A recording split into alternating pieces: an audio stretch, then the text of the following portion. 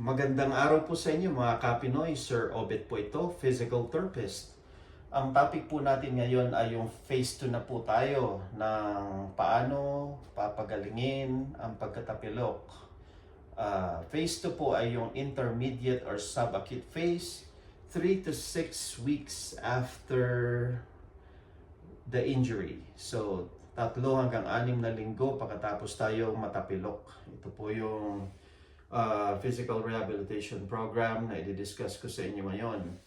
Bago po natin i-discuss yan, ang Kapinoy Physical Therapy po ay hatid sa inyo ng Chikinatics. Yan po ay matatagpuan sa likod ng Robinson's Novaliches. At ipagtanong nyo na lang sa ating mga masisipag na tricycle drivers at alam po nila kung saan po yan nakapwesto. Malinamnam po na grilled chicken yan. At napakasarap. Okay. Balik na po tayo sa ating topic ngayon mga Kapinoy. Yung 5 goals po ng phase 2. Pinakaunang goal po dyan ay yung kung paano may improve yung pain or mababawasan yung pain sa lateral ankle sprain. Ngayon po ang pangalawang goal, paano manonormalize yung gait pattern or yung tamang paglalakad natin. Kailangan mapanormal po siya. Ngayon, yung pangatlong goal, yung paano i-improve yung ankle range of motion, yung paggalaw ng ankle natin, pababa, pataas, palabas, paloob. Yan po, kailangan po mag-improve na po yan para mapaganda yung paglakad natin. At yung pang-apat po na goal ay yung paano i-improve ang single leg stance stability or yung tolerance nyo sa pag-apak sa isang paa, lalo na sa injured na foot, kung paano nyo mapapatagal yung pag-apak sa isang paa or single leg stance. Kunyari, nakatayo kayo, itataas nyo yung isang paa, pag mas matagal nyong na iaapak yung paa nyo, lalo na yung injured na area, mas gaganda po ang paglakad nyo. Ngayon po, yung pang-5 po natin na goal. Pang-5 goal ay yung kailangan ma-improve din po yung proximal muscle strength natin. So yung mga muscles po na sumusuporta sa leg muscles, sa thighs, at sa legs para po gumanda po yung balanse natin at yung paglakad, lalong-lalo na po yung core. Kasama po yan, gluteus maximus, muscle sa puwet, yung gluteus medius, muscle na karugtong ng, kasama po yan ng gluteal muscle sa puwet, pero sumusuporta sa balakang, quadriceps muscle sa harap ng hita, hamstring muscles, nagko-contract po yan kasama ng quadriceps para mapatibay yung mga tuhod natin at yung muscles natin sa calf para masuportahan yung ankle joints natin para sa pag naglakad po tayo, maging maganda ang lakad natin. At yan po, i-discuss ko muna po, paano po ba mapapababa yung pain? Yun po yung unang goal. Usually po, pag subacute phase, ang pain po na nararamdaman ng pasyente ay nasa end range po yan. Kunyari, itinaas ko yung paa ko ng ganon. Dati, nung bago pa lang, konting galaw lang, aray, masakit na agad. Ngayon po sa subacute phase, pag tinaas ko ng ganon, doon po sa pinaka-end range, saka ko lang mararamdaman yung pain. Yan po ang sign na nasa subacute phase na po kayo. O kaya pag binaba nyo ganyan, doon lang sa dulo ng paggalaw nyo, doon nyo lang mararamdaman yung pain. Pareho din po pag ipinasok nyo ganun yung paa nyo or inilabas nyo ng ganon. Yun po ang subacute phase. Pinakamataas po niya, pain scale niyan is 5 out of 10. Pinakamababang pain scale minsan 0 out of 10 pag hindi nyo ginagalaw. Pag ginalaw nyo, pinakamababang pain scale is 1 out of 10. 1 po yung minimum na pain scale. Kung i-grade nyo po yan from 1 to 10, 10 po yung maximum. Ngayon po, imbis po na pag mag-apply kayo ng icing, ang ina-advise ko po sa inyo, gumamit na po kayo ng hot packs, hot compress, or heating pad. Kasi po, pag subacute stage na po yung ankle sprain, konti na lang po ang pamamaga niya. So, safe na pong gamitin yung heating pad, hot compress, or hot packs. Mabibili po yan sa mga sikat na drugstores tulad ng Mercury Drugs, Southstar Drug, at iba pang drugstores na nagbebenta ng clinical supplies. Ngayon po, ang paggamit ng heating pad or hot packs, papakuluan niyo po yan. Pakuluan niyo po sa tubig yan. Yung pagkumulo, balutin niyo ng tuwalya. Yung medyo malaking tuwalya po para ma-cover po siya. Huwag po yung good morning towel kasi napakaliit po nun. Ngayon, i-combine niyo siya ng leg elevation. Itataas niyo po yung paa niyo na affected. Kunyari sa furniture, lagyan niyo ng unan para malambot. Itaas niyo yung paa niyo. Tapos, balutan nyo ng hot pack sa loob po ng 20 minutes. Yan po ang advice ko sa inyo para po hindi po siya ma-burn.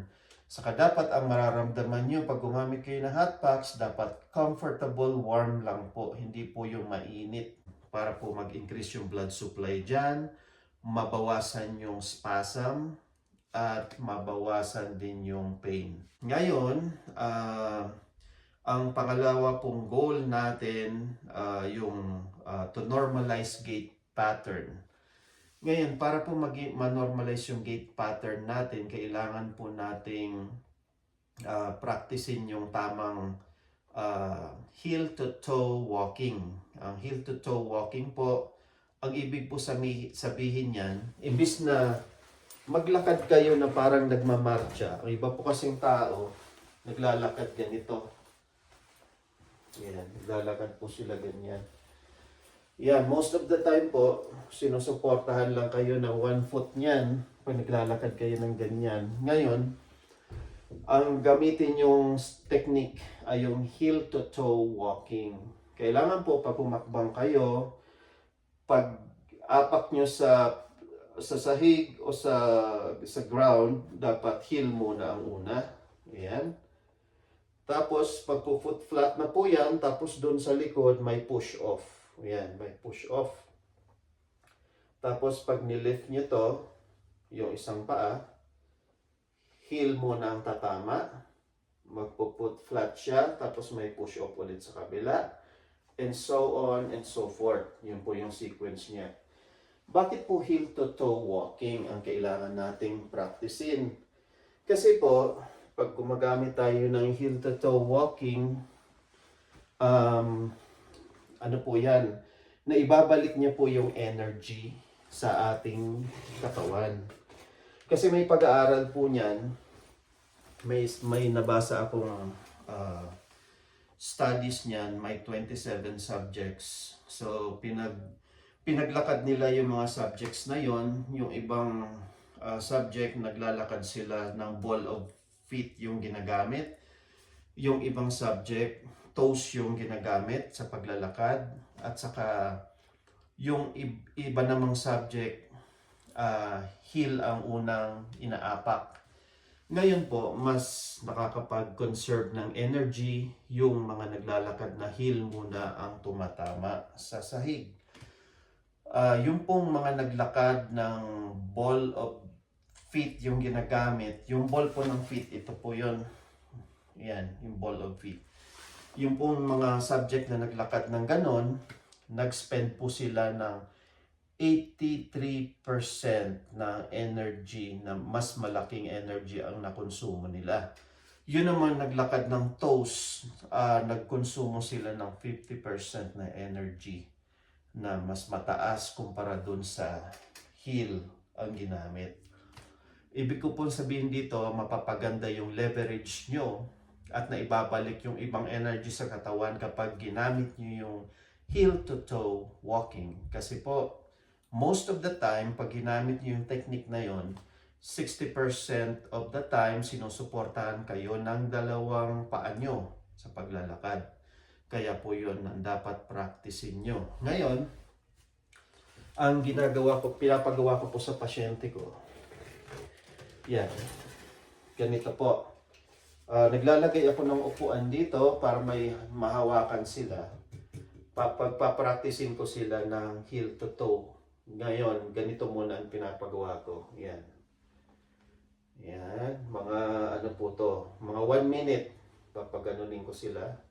Nakahawak yung mga fingertips nila sa upuan. Just in case ma-off balance, igagrab nila yung upuan. Okay? Tapos, naka-standby assist po ako. Yan. After 1 minute, isi-switch ko na. Yan. Tandaan nyo yung ano natin, kunyari, yung kanang paa, yung na-sprain. Yan, ipapaganyan nyo na po siya. Pag subacute phase, pwede na po yan. Yan. May pain din po yan, pero kaya nang i-tolerate ng pasyente. 1 minute po na ganito, pagka-switch nyo. Tapos, after po ng tig 1 minute, ang pinapagawa ko po ganito. Yan, nakaganyan siya ulit. Tapos, papahakbangin ko na siya ng ganyan. Foot flat. Ngayon, naka-standby po ako sa likod ng pasyente. May gait belt yan. Yan, tapos balik. Hakbang. Foot flat. Pero may push-up po doon. Pero hindi niya itinutuloy na paglakad pa diretso. Yan, paulit-ulit po yan. Mga 10 times. Yan, foot flat sa kanan, tapos push up doon. Practice po ito para po ma-master ng pasyente yung heel to toe walking. Yan, yun po pinapagawa ko sa kanila. Yan, nasa likod lang ako ng pasyente niyan. May gait belt po yan. Yan. Tapos, papaswitch ko. Yan, gano'n na. Tapos, papahakbang ko ulit. Foot flat sa kaliwa, tapos may konting push up sa kanan. Papakbang ko palikod, tapos tataas to. Yan, paulit-ulit hanggang 10 beses. Yan, para ma-master ng pasyente yung heel to toe walking. Okay? Yan po ang para ma-address natin yung gait pattern para mag-improve.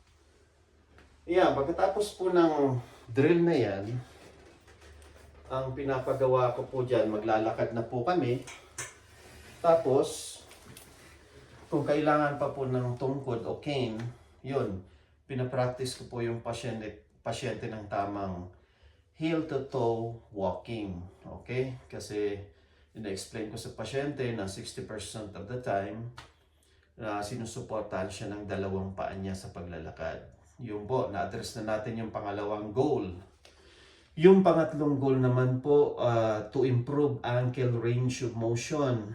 Ngayon po, bago po natin i-improve yung ankle range of motion, kailangan muna po nating mag-stretching. Lalong-lalo na yung ating gastrocsoleus muscle. Yung gastrocsoleus po, nandito po yan. Nasa ilalim po yung soleus muscle. At nasa ibabaw niya po yung gastrocnemius muscle. Okay? Kailangan pong ma-stretch po sila. Kunyari, sobrang nag-i-spasm pa yung ano nyo, yung legs nyo. Pero kadalasan, hindi na po yan masyadong nag-i-spasm. Sa iba lang pong pasyente. Ngayon, kung may spasm pa, pwede kayong mag-self-massage. Ipatong nyo po yung paa nyo sa cushion ulit. Tapos masayahin nyo. Yan, yung gaya ng tinuro ko dun sa phase 1. O kaya gamitan nyo ng roller para mag-relax yung muscle. Okay, para mabawasan yung spasm. Tapos, ang sunod yung gagawin ay mag-stretching na kayo ng gastrocnemius muna. Para ma-stretch natin yung gastrocnemius muscle, ito po ang kanan yung na-sprain. Yung kunyari po, yung kanan yung na-sprain. Hawak kayo sa pader. Yan, tapos, ito po yung i-stretch natin. Nakadiretso lang yung tuhod dyan. Yan, tapos ibababa nyo lang tong tuhod na to. Yan. Para ma-stretch yung gastrocnemius nyo.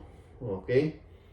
Yan po, ganyan ko po pinapa-stretch yan. O kaya, pwede rin na, kung meron kayong makapal na libro, kunyari, ilagay nyo dito yung makapal na libro, yung mga lumang PLDT na books nyo, tapos ipaapak nyo yung kalahati ng paa nyo sa pasyente.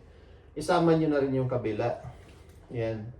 Para nakaganyan yung pasyente, tapos ipapalin forward nyo na lang sa wall. Yan. Para ma-stretch yung gastrocnemius. Ngayon naman, para ma-stretch yung soleus muscle, ibaluktot nyo lang yung tuhod nyo dito. Ganito po yan. Yan. Nakabaluktot ng ganon. Same thing, ida-drive nyo yung kaliwa yung tuhod papunta sa wall. Pero ito nakabaluktot para ma-stretch yung soleus muscle. Yan, ganyan po yan. Yan, nararamdaman ko na. Yan. I-stretch nyo siya ng, ang pinapagawa ko, up to 3 repetitions, 20 to 30 seconds hold. Okay po. Pagkatapos nyo pong gawin yung stretching ng gastrocnemius at soleus, mga kapinoy, maghahanap naman kayo ng pader ngayon para ma-improve nyo yung range ng pag-dorsiflex ng paa nyo. Yung dorsiflexion po, yung paggalaw ng toes pataas. Yan po. Kasi pag na-normalize nyo po agad to, yung range na to, yan, mapapaganda po yung paglakad nyo. Lalong-lalo na yung kung ito yung na-sprain. Ngayon, tatayo kayo sa malapit sa wall. Ito yung wall o sa may pintuan. Ngayon, ilalagay nyo yung paa nyo dito para matansya nyo kung gaano kalayo yung tuhod nyo sa wall. Ito po yung lapad ng paa nyo. Tapos, lagyan nyo na lang ng tape dito. Mamarkahan nyo.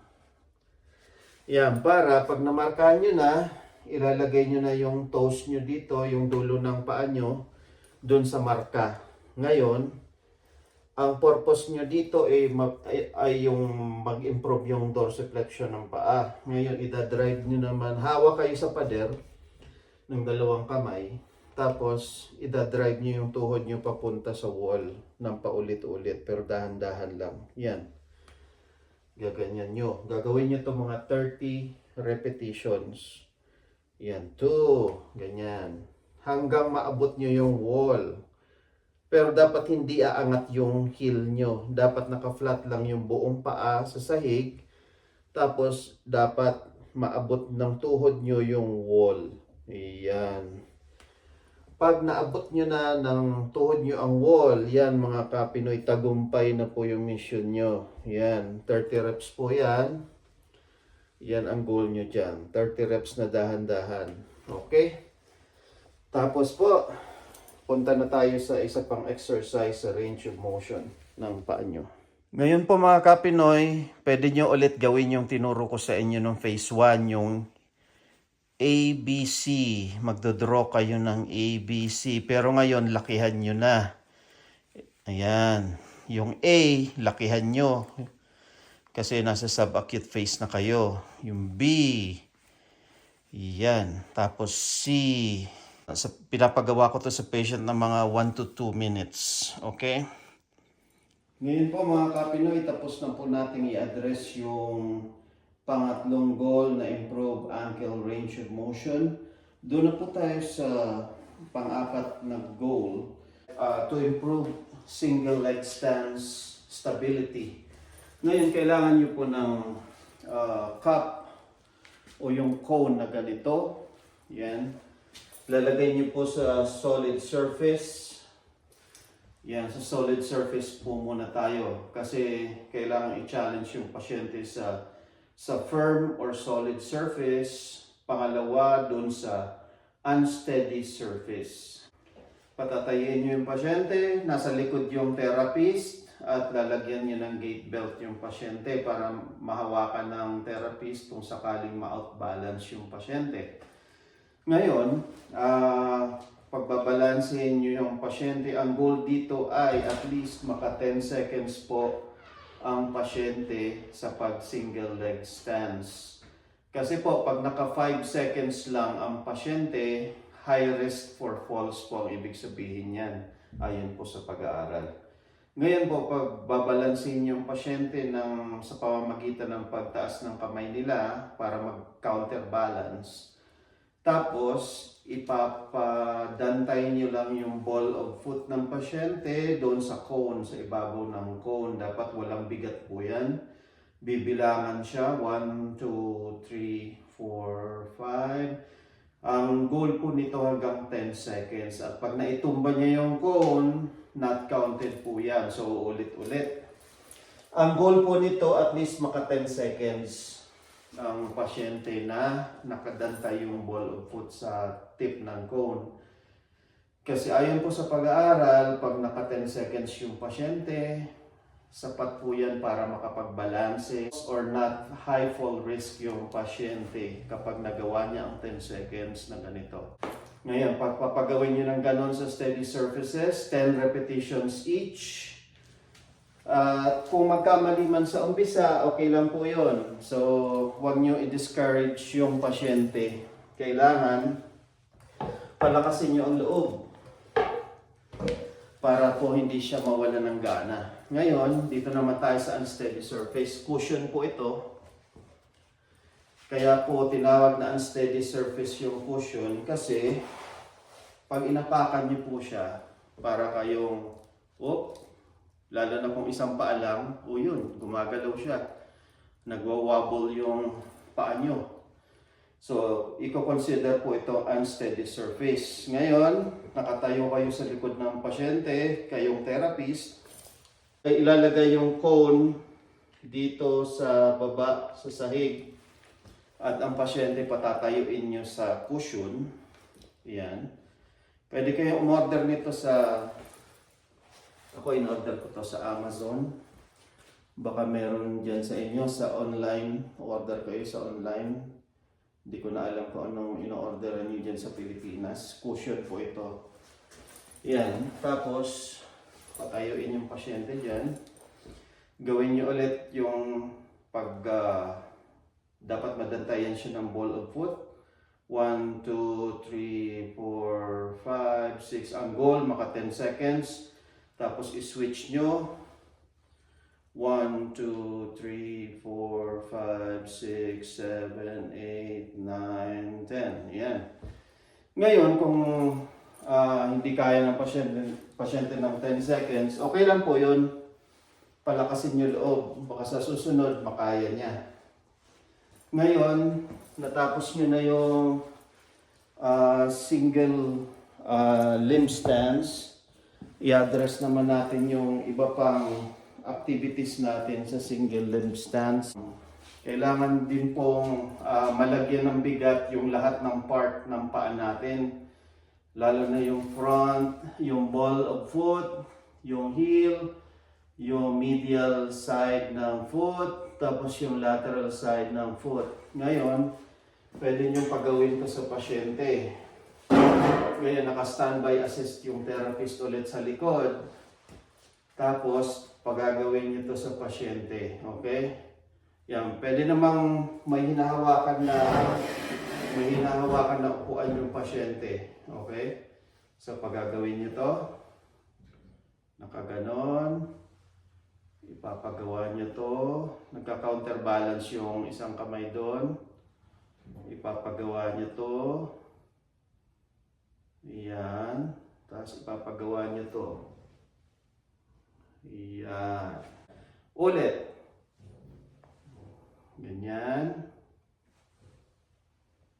Yan. Weight bearing training po ito.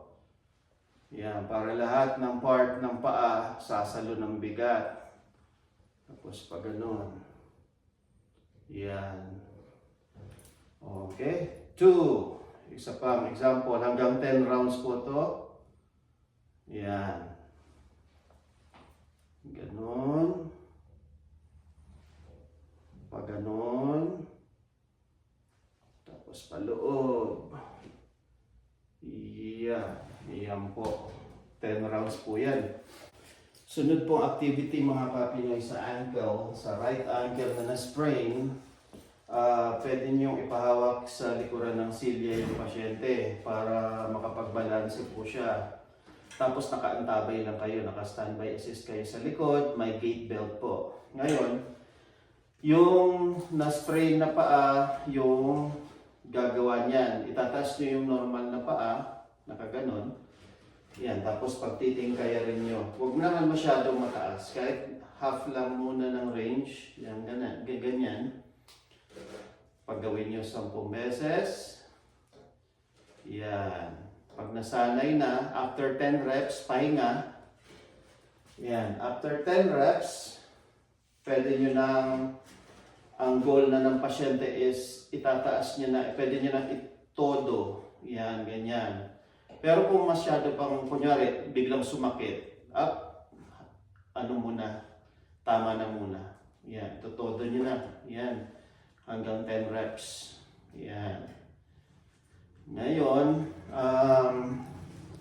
pagkatapos po niyan, sa firm surface po yon, pwede nyo namang ulit gamitin itong cushion na to para sa irregular surface or unsteady surface. Yan, ganito po ang gagawin nyo. Gawin nyo ulit yung pinagawa ko kanina. Yan, parang half lang muna. Yan. Gawin nyo ulit, 10 reps. Kung kaya hanggang 15, pwede rin. Tapos pahinga. Yan, tapos pag medyo nasanay na, alalayan nyo po yung pasyente ha. Tapos medyo itotodo nyo na full range. Yan, 10 reps din po yan. Yan. Tapos, i-relax nyo yung, pagkatapos po niyan, pwede nyo i-massage uli yung calf ng pasyente para mag-relax yung muscle dito. Yan. Ngayon po mga Kapinoy, punta na tayo sa medyo high level single limb stance activities. Kailangan nakasuporta pa rin kayo sa likod ng pasyente, naka-standby kayo o gamitan nyo ng gait belt. Tapos medyo ilagay nyo yung 4 fingers nyo under the gait belt, nasa likod kayo ng patient. Tapos, pagpapa-single limb stance nyo yung pasyente. Tapos itatapon niya o ipapabounce niya yung bola sa wall. Tulad po nito. Yan, nakaganyan. 1, 2, 3, 4, 5. Yan, hanggang 10 po ganon. Tapos kung hindi kaya ng pasyente, kunyari 5 lang ang kaya, tapos pahinga muna. Tapos paggawin niyo ulit. Tapos hanggang medyo napagod na yung pasyente, so tama na muna. Okay? Tapos po mga Kapinoy, doon na po tayo sa pang-5 goals na po natin para ma-address po yun yung improve proximal muscle strength. Ngayon po, ipagawa niyo po yung exercise po na step up.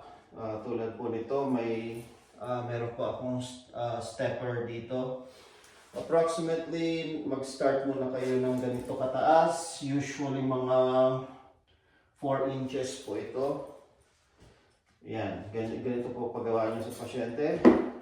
Ipapa-step up nyo, tapos papagalan nyo para makapag-balanse. 1, 2, yan, hanggang 10 po ito. Okay? Naka-standby po yung therapist niyan, nasa likod po. Para pag na-outbalance yung pasyente, nandyan lang kayo para sasaluhin nyo siya. Ngayon po, law of nature, kailangan pantayin nyo rin po sila. So, ipagawa nyo rin po sa kabila para pantay. Yan, pagawa nyo rin. 1, hanggang 10 rin po ito. Dahan-dahan lang. Mag-focus kayo sa proper execution.